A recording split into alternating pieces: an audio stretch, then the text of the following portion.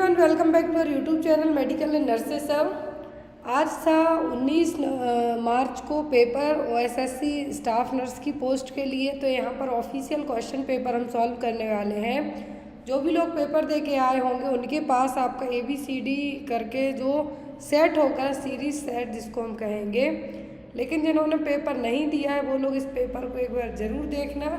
यहाँ पर स्पेशली जो आपको प्रैक्टिकल बेस्ड क्वेश्चन आपके हर एक एग्ज़ाम में आते हैं, तो यहाँ पर प्रैक्टिकल बेस्ड क्वेश्चन के लिए अलग से जो क्राइटेरिया दिया गया था एज ए सिलेबस, वैसे ही क्वेश्चन यहाँ पे आए हैं कि आपने क्लिनिकल सेटिंग में किस तरीके से काम किया है।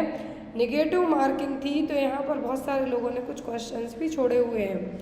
यहाँ पर जो पेपर आता है वो SSC का पेपर हमेशा ऑफलाइन मोड में होता है। OMR आंसर सीट बेस्ड आपको क्वेश्चन फिलअप करने होते हैं। 100 नंबर का आपका पेपर होता है। तो यहाँ पर हर एक क्वेश्चन के लिए एक नंबर दिया जाता है, 1/4 या फिर हमें कह सकते हैं 0.25 मार्क्स है जो रॉन्ग आंसर पे या फिर आपने एक क्वेश्चन के कुछ ज़्यादा आंसर दे दिए तो काटा जाता है। 3 पार्ट में टोटल पूरा पेपर होता है। पार्ट फर्स्ट में आपका अरिथमेटिक आएगा, इंग्लिश उड़िया वर्जन में जो दोनों लैंग्वेज में रहेगा। उड़ीसा की जो लैंग्वेज है उड़िया, तो वहाँ पर इंग्लिश और उड़िया दोनों लैंग्वेज में रहेगा ये सेक्शन। बाकी जो आपका नर्सिंग सेक्शन है वो ओनली इंग्लिश में रहेगा। 5 नंबर की इंग्लिश आती है, बाकी 85% क्वेश्चन आपको नर्सिंग के आएंगे। तो पूरा पेपर है जो हम यहाँ पे आपके साथ सॉल्व करेंगे आज। फर्स्ट थिंग कि पहले हम जो नर्सिंग सेक्शन है वो सॉल्व करेंगे, देन आफ्टर अरिथमेटिक वाला और इंग्लिश वाला। आप चाहें तो इसको एक बार देख सकते हैं। तो यहाँ पर सबसे पहले हम नर्सिंग सेक्शन सॉल्व करेंगे। पेपर का फॉर्मेट अच्छा है इसलिए मैंने आपको टाइप नहीं किया ताकि आपको इजीली अवेलेबल हो जाए। पूरे आंसर सॉल्व किए गए हैं, और यदि इनकेस आपको लगता है कि किसी भी क्वेश्चन का आंसर मैम ने गलत दिया है तो आप बेझिझक कमेंट बॉक्स में अपने कमेंट्स कर सकते हैं। मैं कोशिश करूँगी कि आपके उन कमेंट्स के अकॉर्डिंग जो नेक्स्ट क्लास होती है, यदि मैंने कोई आंसर गलत किया होगा तो उसका आंसर आपको बता पाऊँ। क्लियर? तो यहाँ पर आई होप आपको पेपर पूरा प्रॉपर अच्छे से विजिबल हो रहा हो। थोड़ा सा जूम करेंगे हम। तो यहाँ पर क्वेश्चन नंबर 16 से हम सॉल्व करेंगे। क्वेश्चन नंबर 16 आया था, बहुत ही इजी क्वेश्चन है आपका। Which hormone is responsible for the secretion of milk after parturition? ये हमने 2 दिन पहले की क्लास में ही पढ़ा है। पार्चुरेशन का मतलब होता है चाइल्ड बर्थ। चाइल्ड बर्थ के बाद कौन सा हार्मोन है जो मिल्क के सीक्रेशन में हेल्प करेगा? ICHS, प्रोलैक्टिन, ACTH या फिर ऑक्सीटोसिन? तो यहाँ पर आपको इन 2 हार्मोन्स बस में है जो आपको अपना मार्क टिक करना था। आंसर वो था प्रोलैक्टिन और ऑक्सीटोसिन। मिल्क सीक्रेशन वाला हार्मोन कहा है आपको, तो यहाँ पे आपका आंसर होगा प्रोलैक्टिन। यदि मिल्क का इजेक्शन सीक्रेशन हो रहा है, लेकिन यहाँ पर क्या पूछा है कि आफ्टर पार्चुरेशन के बाद कौन सा हार्मोन रिस्पॉन्सिबल होगा मिल्क सीक्रेशन के लिए, तो होगा प्रोलैक्टिन हार्मोन। नेक्स्ट था आपको question, A baby is entered into the hospital with a history of projectile vomiting after each feeding. On examination, it is found that the pyloric sphincter is thickened and does not open readily because of the baby's loss of gastric juice. Blood probably indicates. तो यहाँ पर ये देखिए, मैंने आपको ये जो नीचे वाली लाइन है यहाँ पे कहा है कि प्रोजेक्टाइल वॉमिटिंग की हिस्ट्री है। तो यहाँ पर क्या होगा, बच्चे को पाइलोरिक स्टोनिस होने के चांसेस हैं। इन्होंने यहाँ पे बताया भी है कि जो पाइलोरिक स्पिंचर क्या है थिक है, जिसके कारण ओपन नहीं हो पाए प्रॉपरली। अब यहाँ पर बेबी का जो प्रोजेक्टाइल वॉमिटिंग के कारण गैस्ट्रिक जूस और जो ब्लड है वो क्या हो रहा है, लॉस हो रहा है, जिसके कारण बेबी में क्या हो सकता है, एसिडोसिस, ल्यूकोसाइटोसिस, एल्कलोसिस या फिर एन एक्सेसिवली लो pH। तो यहाँ पर बच्चे के लिए एल्कलोसिस डेवलप होगा। क्या डेवलप होगा? एल्कलोसिस। नेक्स्ट वन है यहाँ पर आपका question number 19, light rays entering the I is controlled by? Light rays आँखों में एंटर करती हैं आपकी, तो कौन कंट्रोल करेगा? पीपल, आइरिस, कॉर्निया या फिर लेंस? तो जो लाइट रेज का कंट्रोल करने का काम है ये कौन करेगा? ये करेगा पीपल। नेक्स्ट वन इज गैलोस्ट्रैक्शन इज यूज्ड फॉर? ये क्वेश्चन विथ इमेज के पढ़ा है आपने कई बार। गैलोस्ट्रैक्शन को हम कब यूज़ करते हैं? Fracture shaft of femur, fracture neck of femur, fracture of humerus या फिर फ्रैक्चर ऑफ टीबिया। तो यहाँ पर मैं आपको एक हिंट कर दूँ कि गैलोस ट्रैक्शन फीमर के लिए यूज़ किया जाता है जब फ्रैक्चर फीमर के साफ्ट पार्ट से हुआ हो। कहाँ से? साफ्ट पार्ट से हुआ हो। फीमर है जो ह्यूमन बॉडी की सबसे लंबी हड्डी है, लॉन्गेस्ट बोन है। फ्रैक्चर साफ्ट ऑफ फीमर के यहाँ पर गैलोस ट्रैक्शन को यूज़ किया जाता है। Next one is in an infant to receive thyroxine sodium 0.35 mg once a day orally. The medication is available in elixir form 0.25 mg per ml. How much elixir should the nurse administer? तो यहाँ पर आपको thyroxine sodium देना है बच्चे के लिए। तो यहाँ पर 0.35 mg once a day देना है ओरली। तो यहाँ पर यदि आपको एलेक्सर फॉर्म में मेडिकेशन अवेलेबल होती है तो आप कितना एडमिनिस्टर करेंगे? 1.5 ml, 1.3 ml, 2.4 ml या फिर 1.0 ml। तो यहाँ पर आपको कहा गया है कि आपको क्या करना है, कितना देना है, कितने ml देंगे आप। तो यहाँ पे आप देंगे बच्चे को 1.4 ml। Next is as a safety alert, the nurse is aware the following medication is never given directly intravenously. तो यहाँ पर कौन सी मेडिसिन है जिसको हम डायरेक्ट आईवी रूट से नहीं दे सकते हैं? पोटेशियम क्लोराइड, लेजिक्स, डेक्सट्रोज या फिर कैल्शियम ग्लूकानेट। कौन सी मेडिसिन है हम जो कि डायरेक्ट कैसे नहीं दे सकते हैं? आईवी रूट से नहीं दे सकते हैं। तो इनमें से आप लोग मार्क कीजिए, आप लोग भी मार्क कर सकते हैं यहाँ पे आंसर, ताकि आपके लिए इजी रहे। तो यहाँ पर हमेशा पोटेशियम क्लोराइड को डायरेक्ट आईवी रूट से इन्फ्यूज़ नहीं किया जाता है। इसका एक ही रीज़न है कि यदि आपने इसको डायरेक्ट क्या किया, आईवी रूट के थ्रू दिया, तो ये क्या करेगा, सीधा आपको कार्डियक अरेस्ट लाने की सिचुएशन बना देगा। क्या करेगा? कार्डियक सिचुएशन लाने की कंडीशन है जो बना देगा। इसीलिए पोटेशियम क्लोराइड को कभी भी डायरेक्ट आईवी रूट से नहीं दिया जाता है। Next is an ABG analysis report shows pH 7.20, PCO2 35 mm, HgHCO3 -20 MEQ per liter। The findings are suggestive of. तो यहाँ पर पीएच वैल्यू कितनी है,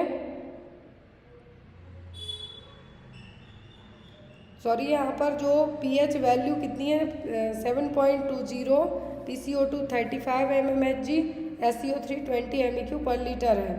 तो यहाँ पर क्या है जो सिचुएशन आएगी, ये मेटाबॉलिक एसिडोसिस है, एल्कलोसिस है, रेस्पिरेटरी एल्कलोसिस है कि रेस्पिरेटरी एसिडोसिस है। तो आपको एक चीज़ बहुत अच्छे से क्लियर रखनी है कि जब भी आपको बात की जाती है तो पीएच वैल्यू किस में घटती है आपकी, एसिडोसिस में। किस में घटेगी? एसिडोसिस में पीएच वैल्यू घटेगी। और जो PCO2 और H3O है क्या रहेगी, ये भी घटेगी। तो यहाँ पर तीनों सिचुएशन आ रही हैं। तो यहाँ पर आपका आंसर क्या होगा, मेटाबॉलिक एसिडोसिस। नेक्स्ट है यहाँ पे आप इसका ड्रग डोज है जो कैलकुलेट करने, ड्रॉप फैक्टर 10 GTT पर ml दिया हुआ है। फ्लो रेट आप कैलकुलेट कर सकते हैं, इसलिए मैंने इस क्वेश्चन को सॉल्व नहीं किया, आपके लिए छोड़ा है। नेक्स्ट है during ABG analysis blood is collected from. तो एबीजी एनालिसिस में ब्लड आप कहाँ से कलेक्ट करेंगे? आर्टरी से, वेन से, capillary, it can taken from any side. तो एबीजी एनालिसिस में ब्लड कलेक्ट किया जाता है आर्टरी से। कहाँ से? आर्टरी से। Next one is when taking apical pulse where should the nurse place the stethoscope. जब आप एपिकल पल्स चेक कर रहे हैं तो स्टेथोस्कोप को कहाँ रखेंगे? Just to the left of the median point of the sternum, in the 5th intercostal space at the left mid clavicular line, between 6th and 7th ribs at the left and axillary line, between 3rd and 4th ribs and to the left to the sternum। तो यहाँ पर जब आप apical pulse check करते हैं तो आप stethoscope को कहाँ रखेंगे? 5th intercostal space at the left mid clavicular line में। नेक्स्ट है आईएम इंजेक्शन कि आईएम इंजेक्शन के लिए आप कितने डिग्री एंगल का यूज़ करेंगे मसल्स में आईएम इंजेक्शन इंजेक्ट करने के लिए? 15 डिग्री, 30 डिग्री, 45 डिग्री या फिर 90 डिग्री। कितने डिग्री एंगल पर आप इंजेक्शन लगाएंगे? तो ये आप लगाएंगे 90 डिग्री पर। कितने पे? 90 पर।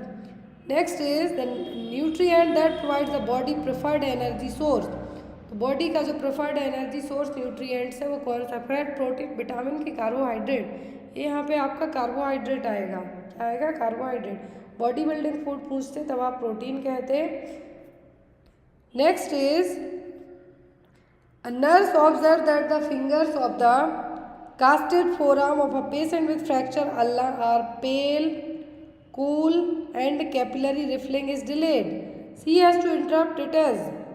तो यहाँ पर एज अ नर्स आप किसी पर्सन की केयर करते हैं, तो जो कास्ट प्लास्टर कास्ट है क्या है यहाँ पर, फोरआर्म के यहाँ पर आपको स्पेशली अल्ना फ्रैक्चर हुआ है, पेल देखने को मिल रहा, कूल है, कैपिलरी रिफलिंग डिले हो रही है, तो यहाँ पर क्या होगा, nerve impairment is developing in the finger, आर्टियल blood supply is two finger is reduced, normal finding Venus states suckering in the finger. तो ऐसे केस में ये जो पूरी चीज़ें यहाँ पे बताई गई हैं, ये है आपका कि आर्टियल ब्लड सप्लाई क्या हो रही है, यहाँ पे स्लो हो रही है, जिसके कारण पैलनेस है, कूल है, कैपिलरी रिफलिंग टाइम क्या हो रहा है, डिले हो रहा है। ऐसे केस में आप जो कास्ट है फोरआर्म के लिए उसको थोड़ा सा लूज है जो कर सकते हैं ताकि प्रॉपर ब्लड की सप्लाई हो सके। Next one is while giving NG tube feeding which of the following nursing action prevents complication. तो जब भी आप एनजी ट्यूब से फीड करा रहे हैं मरीज के लिए तो क्या कॉम्प्लिकेशन आप प्रिवेंट कर सकते हैं। Advance tube 2 centimetre plus with 20 ml of air, provide high followers position, plug the air vent during the feeding. तो यदि हमें पेशेंट में कुछ कॉम्प्लिकेशंस को प्रिवेंट करना है तो आप पेशेंट को हाई फॉलोअर्स पोजीशन देके जो कॉम्प्लिकेशन है उसको प्रिवेंट कर सकते हैं। नेक्स्ट वन है यहाँ पर all the following nursing intervention are correct when using the jet track method of drug injection except. Jet track method में आपकी जो इंटरवेंशन है सभी सही है किसी एक को छोड़कर। Prepare the injection site with alcohol, use a needle that's at least 1 inch long, aspirate for blood before injection, या फिर rub the site rigorously after the injection to promote the absorption. कभी भी जेट ट्रैक मेथड से जब भी आप medication लगाते हैं तो इसका एक ही एम होता है कि मेडिकेशन दूसरे टिश्यू में लीक ना हो पाए, क्लियर। अब लेकिन यहाँ पे जो मेडिकेशन आपको दूसरे टिश्यू में लीक नहीं करना है तो ऐसे केस में कभी भी जेट ट्रैक मेथड से जो मेडिकेशन लगाई जाती है उनको विगोरसली रब नहीं किया जाता, अदरवाइज ये टिश्यू इरिटेशन के साथ साथ मेडिकेशन को दूसरे टिश्यू में भी पहुंचा सकती हैं, इसीलिए आपका आंसर यहाँ पे क्या होगा, D. Next one is nurse is about to catheterise bladder of a pregnant lady, she should be aware that all the following facts about female urethra are true except. Female urethra को लेके सब कुछ सही है किसी एक को छोड़कर। कुछ क्वेश्चन में इस पेपर में आपको बता दूं, मैं आगे आपको बताऊंगी कि 2 क्वेश्चन सेम आए हुए हैं, तो मे भी हो सकता है जब आपका रिजल्ट आएगा तो उसका कुछ बोनस मिलेगा या फिर कुछ ऐड कर दिया जाएगा। It is about 1.5 inch in length, it's posterior to vaginal orifice, it's pierce through urogenital diaphragm, या फिर it is straight and offers minor resistance for catheterization.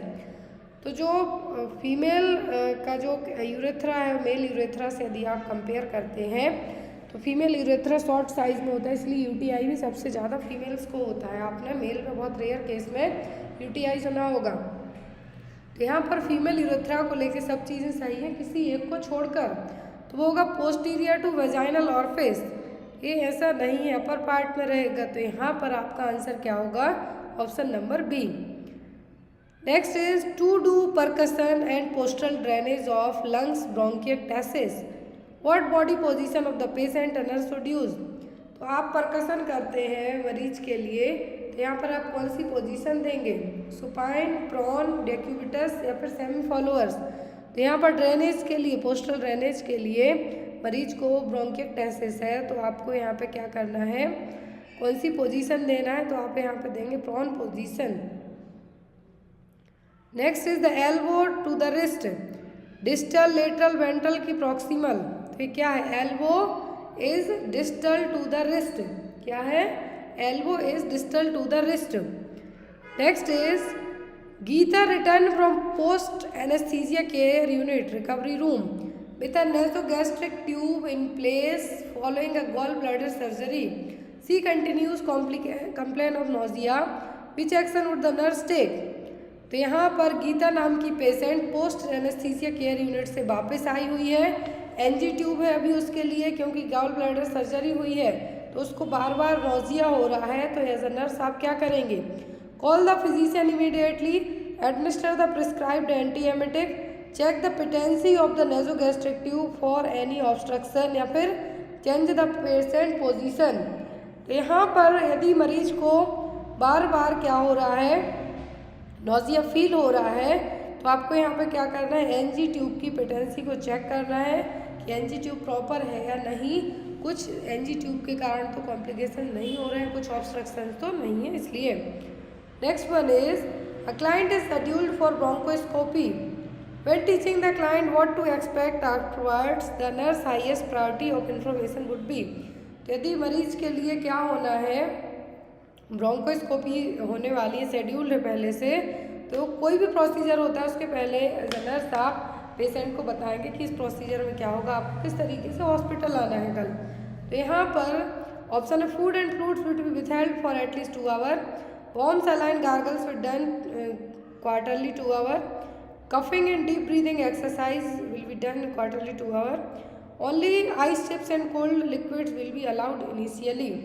First thing, जब भी ब्रोंकोस्कोपी होती है मतलब यहाँ पर आपके ब्रोंकाई को पूरा विजुअलाइज किया जाएगा, तो यहाँ पर ऐसे केस में एटलीस्ट 8 घंटे पहले ही पेशेंट को कहा जाता है कि आप कुछ भी ना खाएं पिए।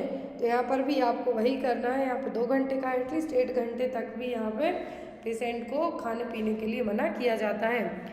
नेक्स्ट है यहाँ पर क्वेश्चन आपका,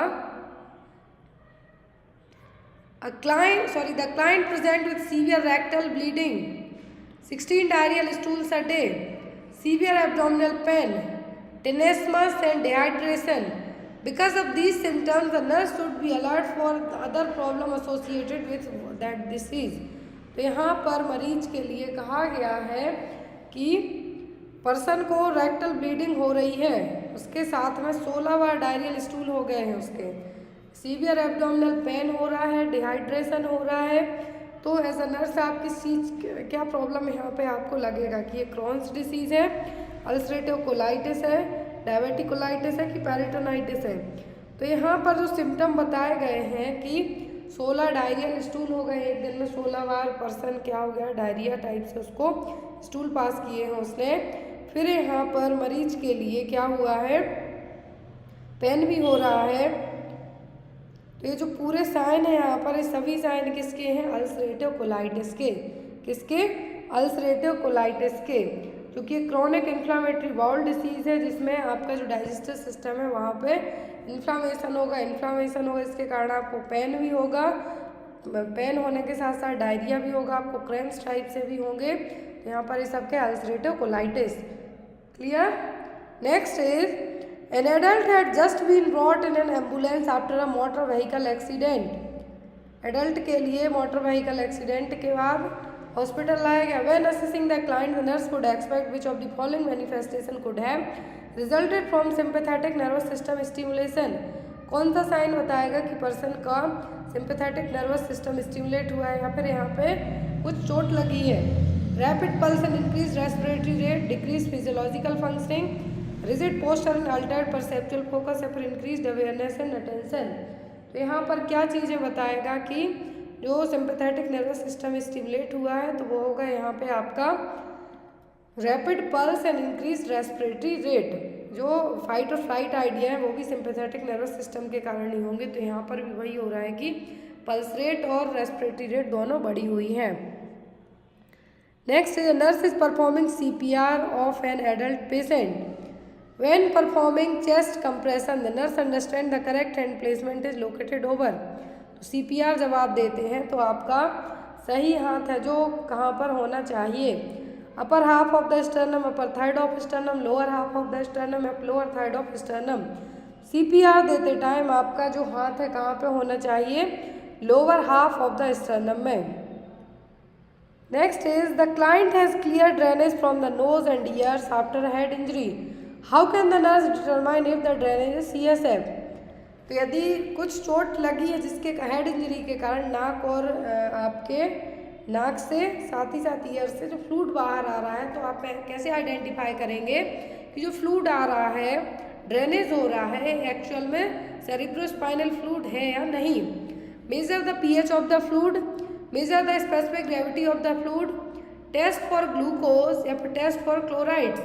तो यहाँ पर ये जो चीज़ें बताई गई हैं कि जो ड्रेनेज हो रहा है आप कैसे आइडेंटिफाई करेंगे कि CSF है, तो आप यहाँ पे कैसे पता करेंगे, ग्लूकोज के थ्रू टेस्ट करेंगे कि यदि इसमें ग्लूकोज प्रेजेंट है या नहीं। Next is a nurse is performing CPR on an adult, when performing chest compression the nurse understand the correct hand placement located over the. तो यहाँ पर भी वही सेम आंसर मैंने आपसे पहले कहा था, क्वेश्चन नंबर 39 और क्वेश्चन नंबर 41, ये दो सेम क्वेश्चन हैं। अब इनका जब रिजल्ट आएगा तब पता चलेगा कि आपने यदि एक जगह सही किया एक जगह गलत, क्योंकि सेम ही क्वेश्चन है, आप चाहे तो इसको मैच भी कर सकते हैं। Next is which of these disease cause predominantly sensory loss, कौन सी डिसीज में सेंसरी लॉस हो, ग्लीन-वेयर सिंड्रोम में, डिप्थीरिया में, लीड पॉइजनिंग में कि डायबिटीज़ में। यहाँ पर कहा है कि प्रीडोमिनेंटरी सेंसरी लॉस, क्या है प्रीडोमिनेंटरी सेंसरी लॉस, जो कि एक न्यूरोपैथीज टाइप से है, क्या है न्यूरोपैथीज टाइप से है। तो यहाँ पर ये जो डिसीज़ है ये कब होती है, जब ग्लीन-वेयर सिंड्रोम, क्या है ग्लीन-वेयर सिंड्रोम की सिचुएशन डेवलप हो रही हो तब। Next is which of the action could aggravate the cause of flare ups in a patients प्रोराइटिस।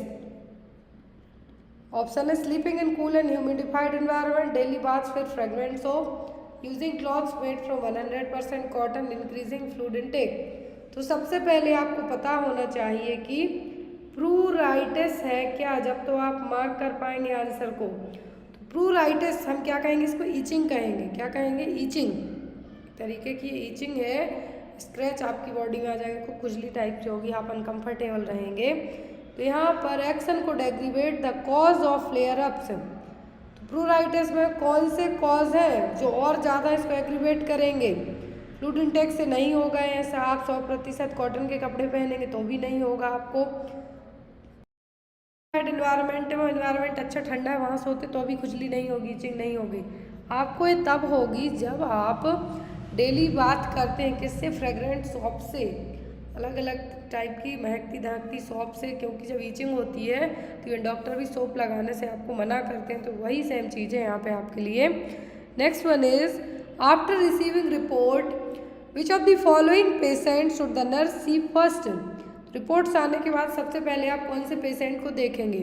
A patient is sickle cell crisis with an infiltrate IV, patient with leukemia who has received 1/2 unit of packed cell, patient scheduled for bronchoscopy, patient complaining of leak colostomy bag। तो यहाँ पर आपकी first priority कौन से patient के लिए रहेगी। तो यहाँ पर आपकी ल्यूकेमिया वाला एटलीस्ट उसने 1/2 यूनिट पैक ब्लड रिसीव कर लिया है, ब्रोंकोस्कोपी वाले को आप बाद में देख सकते हैं, लीकी कोलोस्टोमी बैग वाले को बाद में देख सकते हैं, लेकिन जो सिकल सेल क्राइसिस वाला मरीज है इसके साथ आर्या पार जाने वाली सिचुएशन डेवलप हो सकती है, तो इसको आप सबसे पहले देखेंगे। Next one is nurse must know that the most accurate oxygen delivery system, सबसे ज़्यादा ऑक्सीजन किससे सप्लाई हुई, वेंचुरा मास्क से, नेजल कैन्यूला से, पार्शियल नॉन ब्रीदर मास्क से या फिर सिंपल फेस मास्क से। सबको पता है वेंचुरी मास्क से सबसे ज़्यादा अच्छे से ऑक्सीजन डिलीवरी होती है।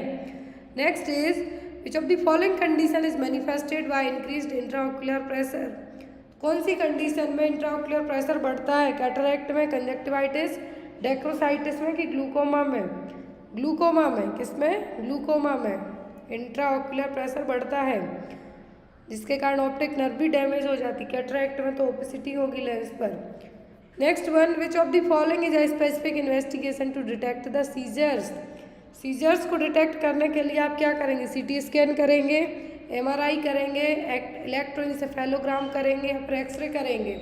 सीजर्स का पता करने के लिए आप क्या करेंगे, EEG electroencephalography. Next one is a major goal for the client during the first 48 hours after severe burn is to prevent hypovolemic shock. The best indicator of adequate fluid balance during this period is, तो यहाँ पर 48 घंटे हो गए हैं मरीज को जले हुए, आपने उसको हाइपोवॉल्मिक शॉक से प्रिवेंट करने के लिए फ्लूइड रिप्लेस कर रहे हैं, तो क्या इंडिकेटर होगा कि पता चलेगा कि पेशेंट का जो फ्लूइड बॉडी बैलेंस है वो सही है नहीं। Elevated haematocrit level, urine output 30 to 50 ml per hour, change in level of consciousness या फिर estimate of fluid loss through the burn eschar. First thing, जब भी आप बर्न पेशेंट की केयर करते हैं आपकी प्रायोरिटी होती है कि जो फ्लूइड लॉस हुआ है उसको रिप्लेस करना, और दूसरा कि आपने जब रिप्लेस किया है उस फ्लूइड को तो उस फ्लूइड के रिप्लेसमेंट के बाद पर्सन में किस तरीके के चेंजेस आ रहे हैं।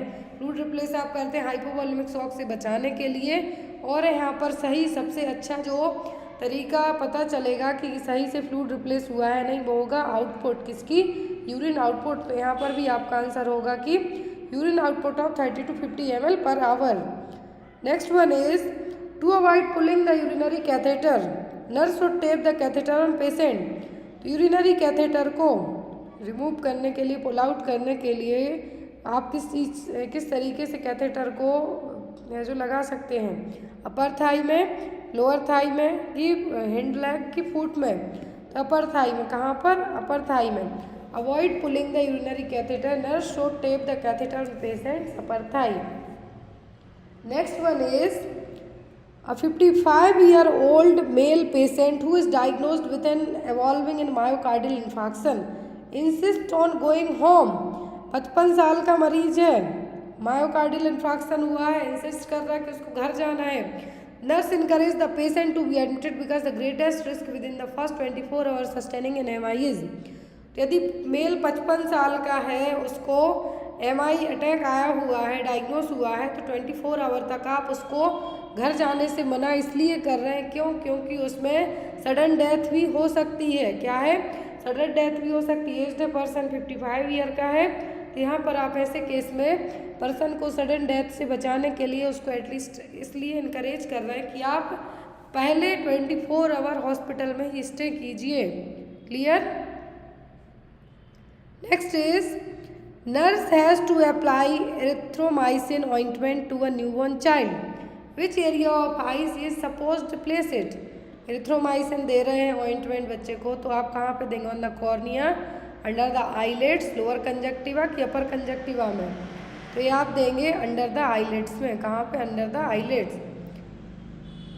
Next is the nurse is caring an anaemic patient, what findings would suggest that it is acute blood loss anaemia.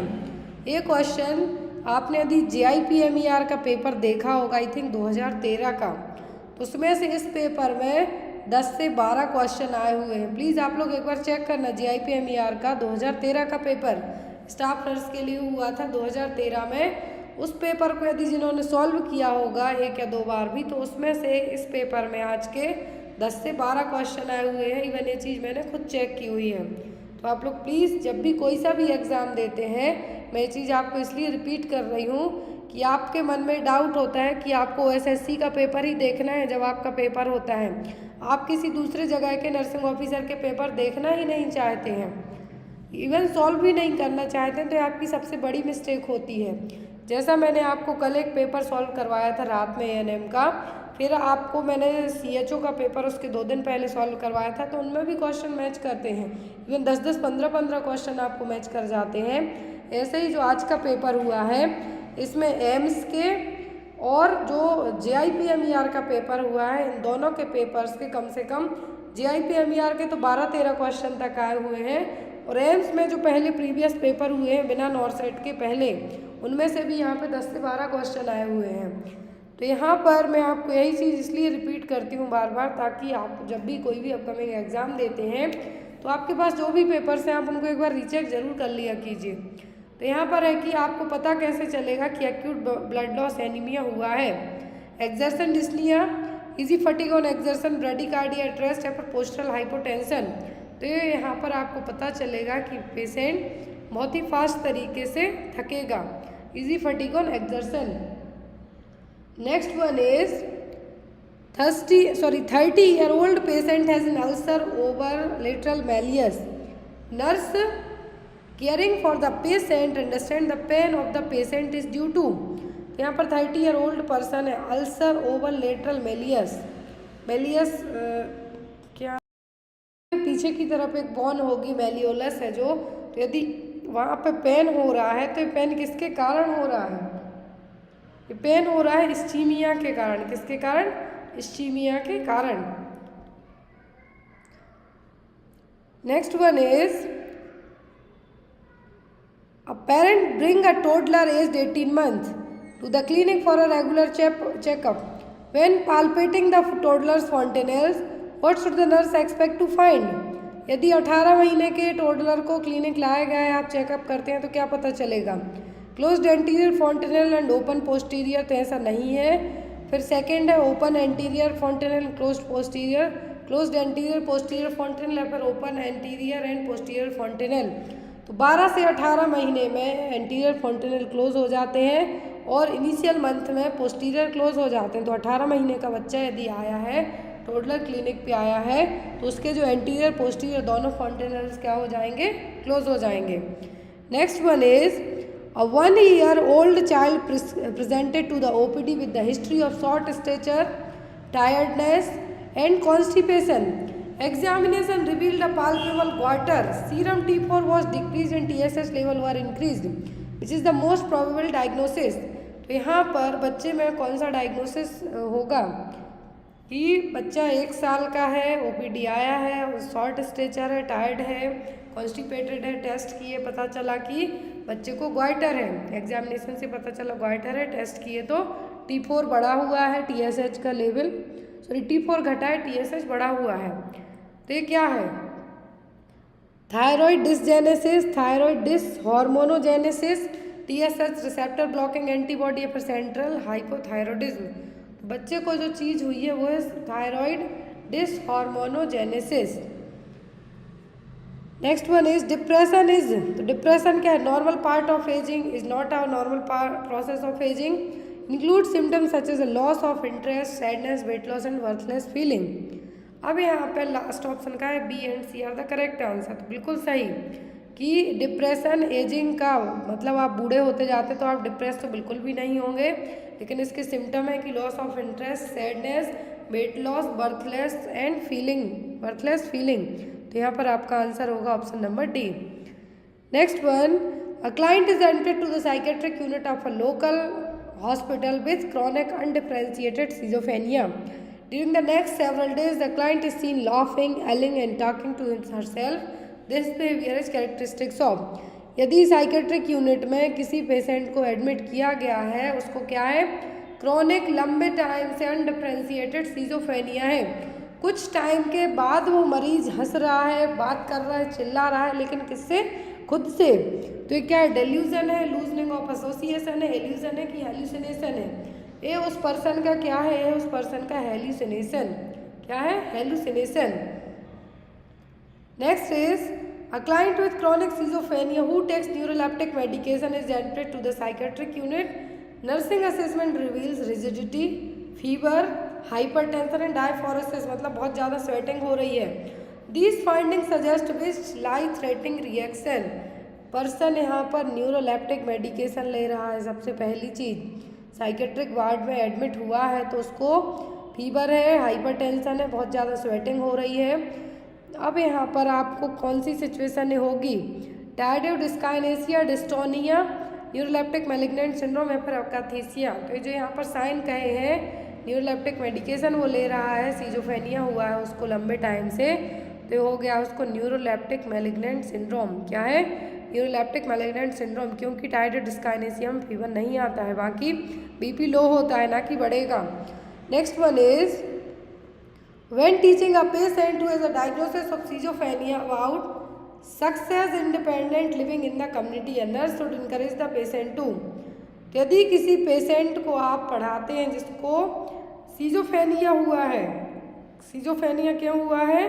Success independent living, जब वो अपनी सोसाइटी में रहता था तो बहुत ही अच्छा सक्सेसफुल पर्सन था। तो यहाँ पर क्या जो आप पर्सन को किस चीज़ के लिए इनकरेज करेंगे? Establish a structured daily routine, spend time alone, plan a program of self-fulfillment, discontinue medication when symptoms disappear। तो ऐसे केस में आप इस पर्सन के लिए क्या करेंगे? तो इस तरीके के मरीजों को कभी भी अकेला तो छोड़ा नहीं जाता है, अदरवाइज वो कुछ भी कर जाते हैं। फिर यहाँ पर आपका जो होगा वो क्या होगा आपका establish a structured daily routine.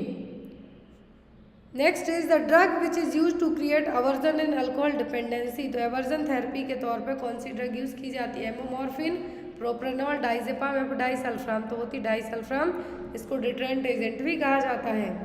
Next is best test to detect iron deficiency in the community.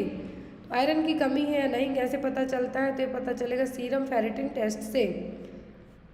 Next is inadequate intake by the pregnant woman of which vitamin can cause neural tube defect? Folic acid, thiamine, niacin, riboflavin. NTD pregnancy में कौन C vitamin की कमी से होता है? तो होता है फॉलिक एसिड की कमी के कारण। इसीलिए एज सून एज प्रेगनेंसी पता चलती है या फिर कंसीव करना चाहते हैं, फॉलिक एसिड दिया जाने लगता है ताकि बच्चे को आप न्यूरल ट्यूब डिफेक्ट से बचा सकें। Next is human milk is rich in all except. ये सबको क्वेश्चन पता है इसलिए इसका आंसर मैं आपको नहीं दूंगी। ऑप्शन में vitamin A, vitamin C, iron, vitamin E. अब यहाँ पर ये भी बता दूं कि आपका ऑप्शन आंसर इन दो में से एक होगा, आयरन या फिर विटामिन सी में से एक। आप लोग आंसर जरूर करना। Question number 63। Next is in HIV maximum risk of transmission is. HIV में जो मैक्सिमम रिस्क किसके कारण होगा? होमोसेक्सुअल, ब्लड, हेट्रोसेक्सुअल की निडल प्रिक। ये होगा ब्लड ट्रांसफ्यूजन से सबसे ज़्यादा। Next is which is the commonest side effect of copper T among the following. Copper T का सबसे कॉमन साइड इफेक्ट होता है bleeding. Second one is the pain. Option में पेन, ब्लीडिंग, परफोरेशन या फिर ectopic pregnancy.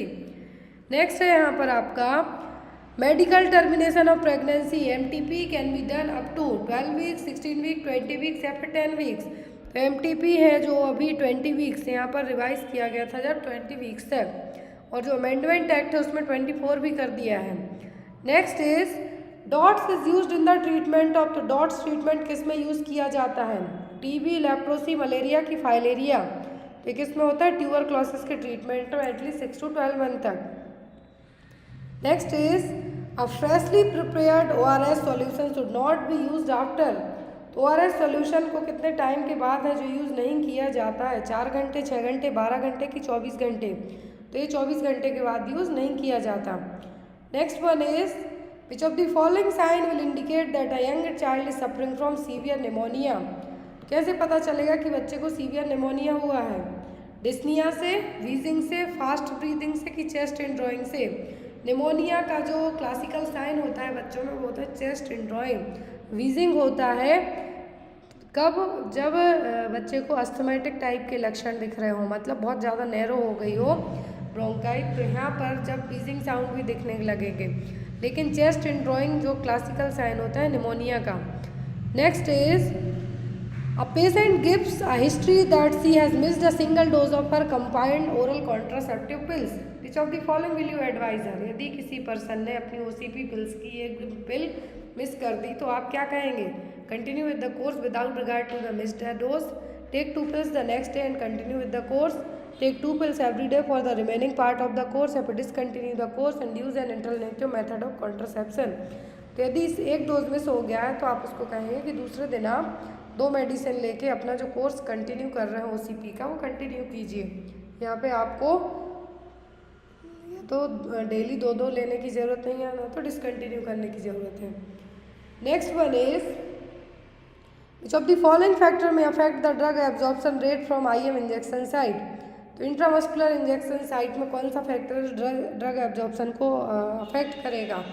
Muscle tone, muscle strength, amount of body fat at injection site या blood flow to the injection site. तो यहाँ पर जो अफेक्ट करने वाला पार्ट होगा वो होगा ब्लड फ्लो वाला, blood flow to the injection site.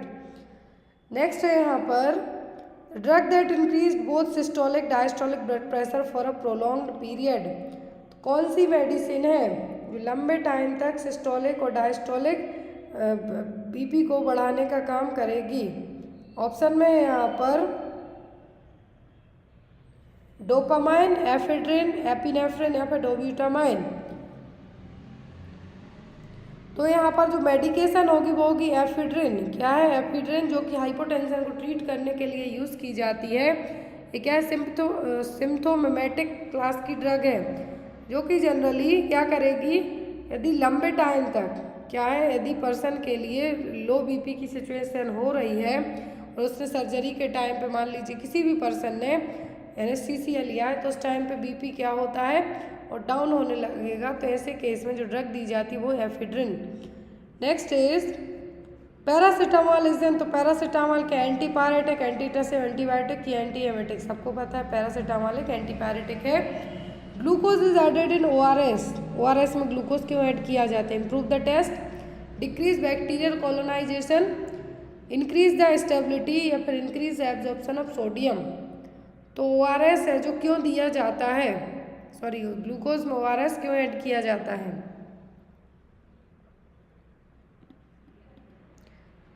Next is side effect of OCP are all except, oral contraceptive pills के सभी साइड इफेक्ट हैं किसी एक को छोड़कर। इरेगुलर ब्लीडिंग होती है, वीनस थ्रोम्बोसिस होगा, हेडेक होगा, लेकिन ओवरियन कैंसर में इवन OCP पिल्स हैं जो यूज़ की जाती हैं ट्रीट करने के लिए, तो यहाँ पर इसका साइड इफेक्ट नहीं होगा। Next is during home visit nurse Mala found no sign of dehydration in 7 weeks old child who had diarrhea for last 2 weeks, this child is having, बच्चे को 2 वीक से डायरिया है लेकिन डिहाइड्रेशन नहीं है, तो ये क्या है, परसिस्टेंट है, एक्यूट है, डिसेंट्री है कि सीवियर डिसेंट्री है। 2 वीक का डायरिया क्या कहलाता है, और जब डिहाइड्रेशन प्रेजेंट ना हो तो ये कहलाता है परसिस्टेंट डायरिया। क्या कहलाएगा, persistent diarrhoea. Next one is following vasectomy for family planning, a patient should be advise to use some other method of contraception till, यदि वैसेक्टोमी हुई है तो यहाँ पर कौन सी अदर मेथड को आप यूज़ करने को कहेंगे, कब तक के लिए? Removal of all suture, pain completely subside 2 weeks या फिर 8 वीक्स के लिए, तो एटलीस्ट 90 दिन के लिए कहा जाता है कि आप 90 दिनों तक कोई अदर मेथड अपनाइए। लेकिन यहाँ पर जब ऑप्शन में आपको है तो आप 8 वीक भी कह सकते हैं, इतना 8 weeks. Next one is which of the following tools does a nurse use to assess the cognitive function of a client, तो आप cognitive function चेक करने के लिए कौन सा टूल यूज़ करेंगे? इससे आ रहा polychromatic plates, Rorschach ink blot test, mini mental status examination और MMSE, या फिर गोल्डबर्ग डिप्रेशन स्केल, कौन सा टेस्ट यहाँ पे आप यूज़ करेंगे कॉग्निटिव फंक्शन को चेक करने के लिए? यहाँ पर मुझे थोड़ा सा कन्फ्यूज़न है, तो यहाँ पर अकॉर्डिंग टू मी आंसर आपका ए है, बट यदि आपको लगता है कि इस आंसर में क्वेश्चन नंबर 78 में कुछ मिस्टेक हुई है तो प्लीज़ आप लोग कमेंट बॉक्स में चीज़ बताना, क्योंकि थोड़ा सा डाउट है मुझे इस क्वेश्चन में। Next one is 60-year-old man had undergone cardiac bypass surgery 2 days back, now he started forgetting things and was not able to recall names and phone number of his relatives, what is the probable diagnosis? यदि 60 साल के मरीज की cardiac bypass surgery हुई है 2 दिन पहले, after the surgery वो भूल गया है अपने रिलेटिव्स के नाम, फोन नंबर, तो ये क्या है, डिप्रेशन है, पोस्ट ट्रॉमेटिक साइकोसिस है, कॉग्निटिव डिसफंक्शन है कि अल्जाइमर है, cognitive dysfunction.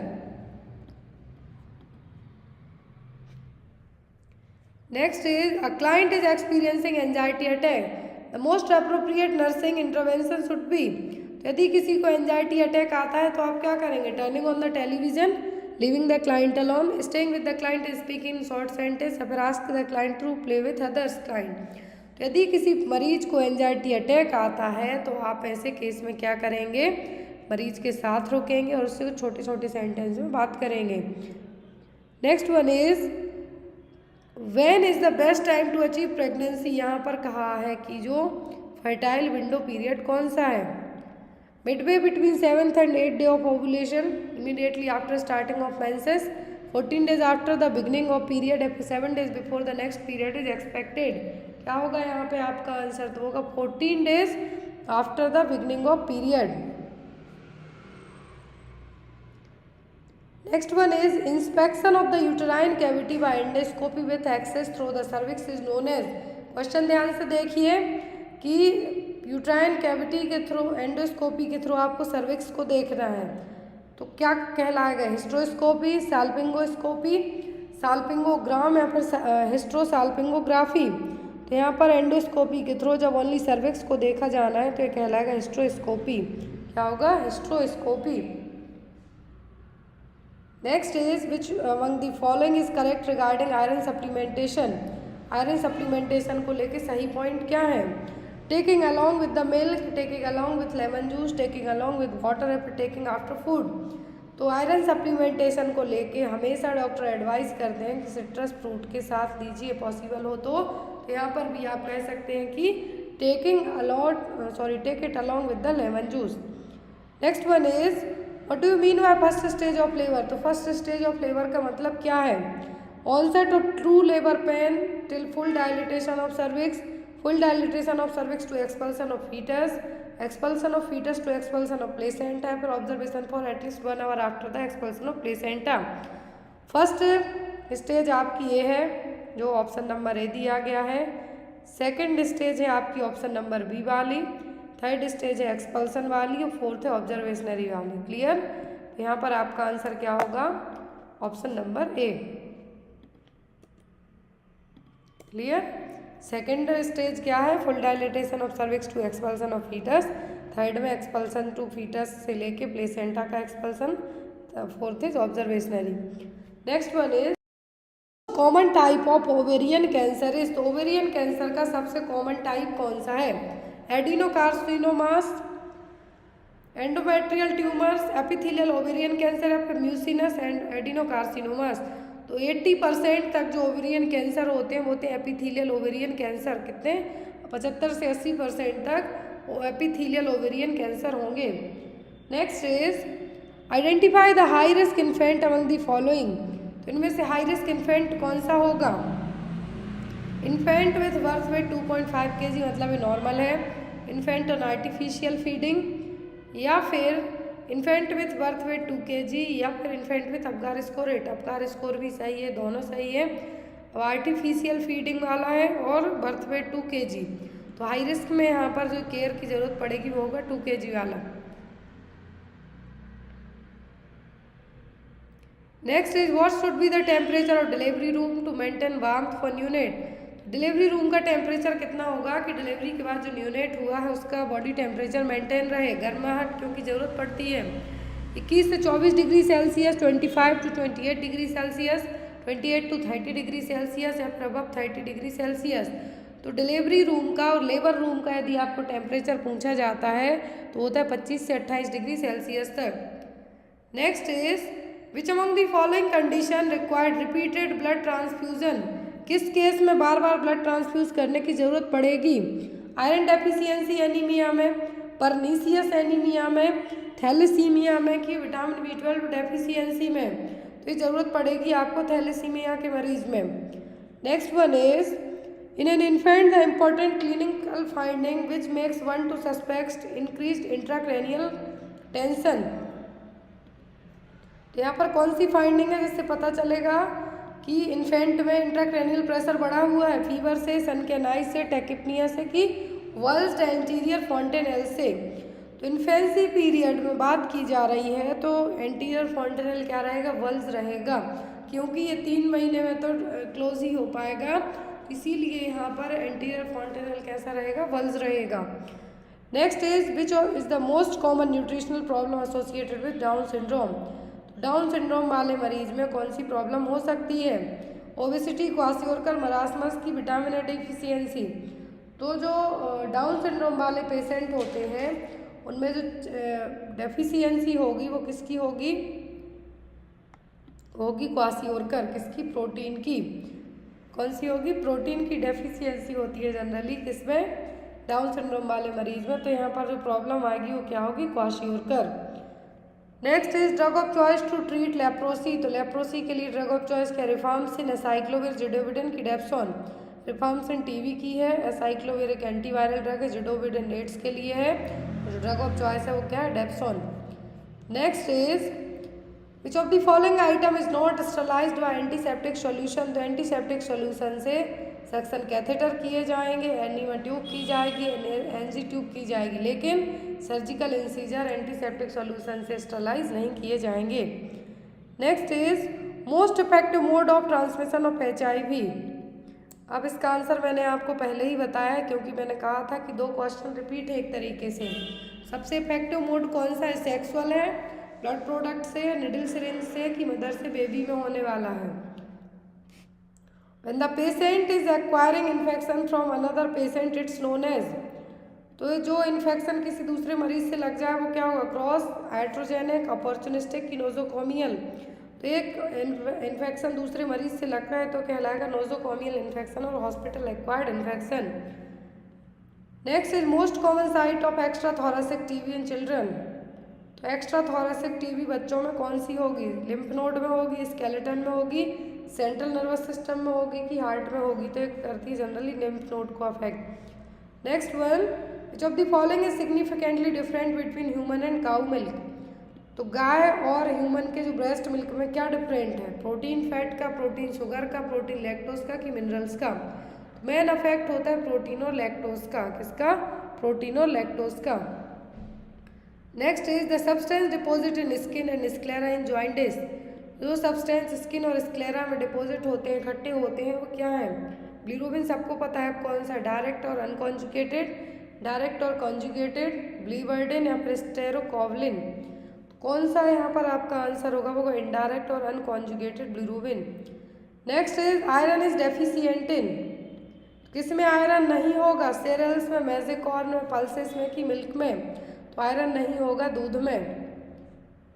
Next is main function of vitamin C in the body. तो विटामिन सी का क्या काम है हमारे शरीर में, mainly coenzyme for energy metabolism, regulation of lipid synthesis, involvement as antioxidant या inhibition of cell growth. Main function होता है विटामिन सी का ह्यूमन बॉडी में एंटीऑक्सीडेंट के तौर पर। लास्ट है question, phenylketonuria is detected in which urine test, Guthrie test, sodium nitrochloride test, blood test की फेरिक क्लोराइड, गुथरा टेस्ट।